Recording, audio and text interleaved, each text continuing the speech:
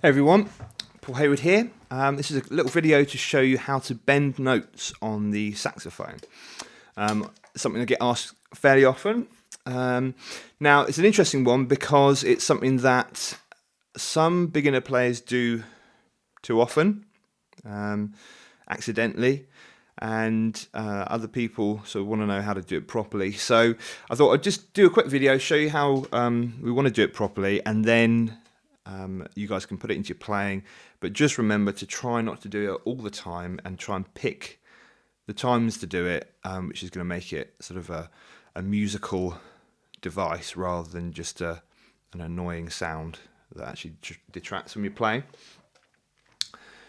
Okay, so I did a little, showed you guys how to play a little phrase recently in the hip licks and tricks video, and it was I went from the top D down to the A flat.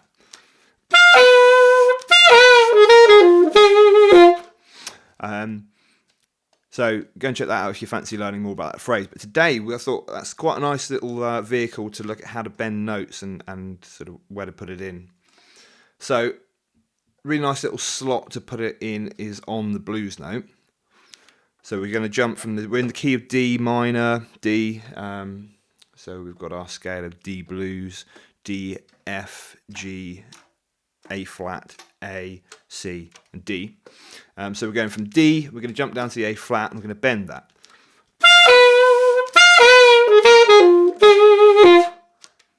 So.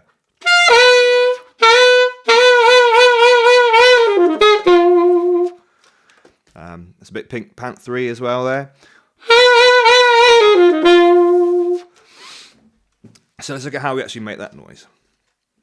You can pick any note you want, and we might as well do that A flat. We're going octave key on, G, and then little finger.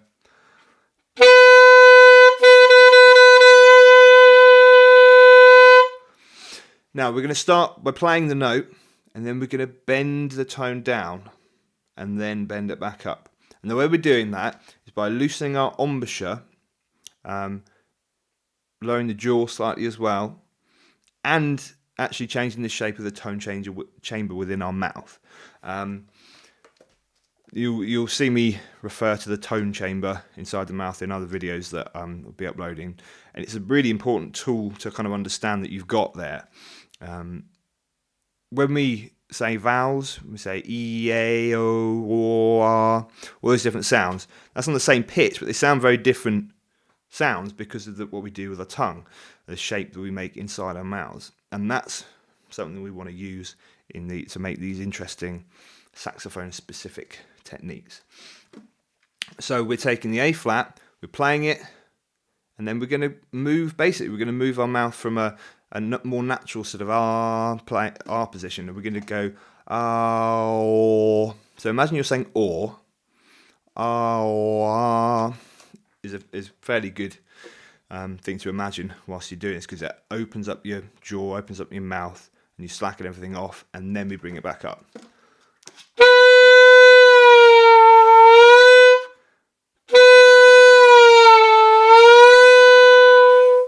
Okay, so that's the first step to get those kind of nice bends where we can play a phrase.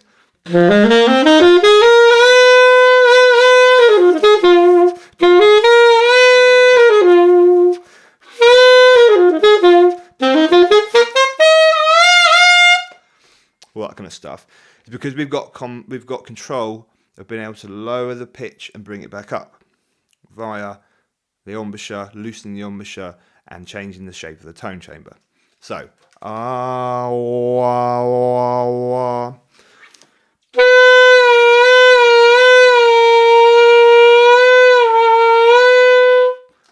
Okay, now it's important as you do that, you might find that because we're giving the reed less support, that you might find that note just stops. You might get this.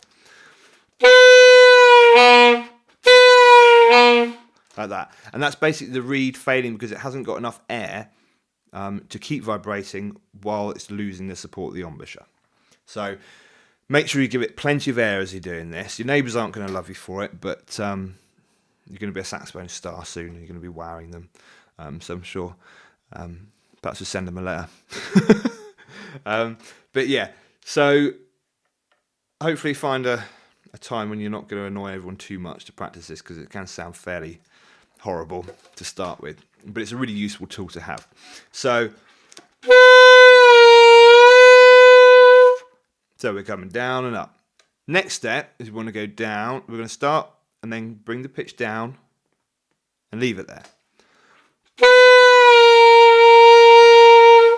Okay, so I basically bent that down a good semitone at least. Yeah, down to G. So I bent it down to G. We could probably bend it further. So that's bent it down a tone. But you only need to bend it down a semitone, really. That's enough to start with. So we bend it down and hold it. Then we stop playing the note and we start it down there with it bent down there. So stop the note, try and start it there. Obviously you won't need to talk to the camera in between this, so you can try and keep your embouchure mouth position exactly the same.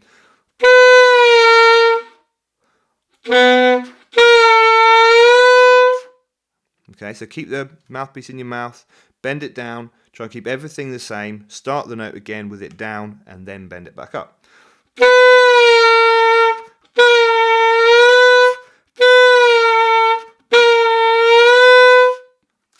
Okay, see what I'm doing there? Bend it down, stop the note, start it at the bottom, and bend it up.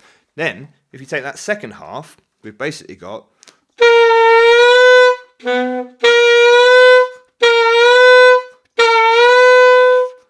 And that's basically an exaggerated form of what we're doing whenever we play a note with a bend start.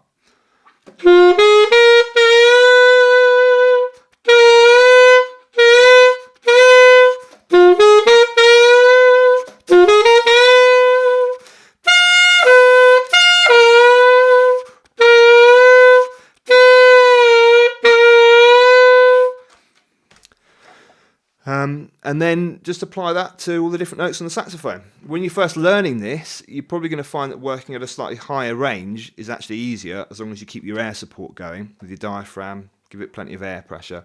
The lower notes are actually slightly more difficult to bend because they won't go so far before they fail. And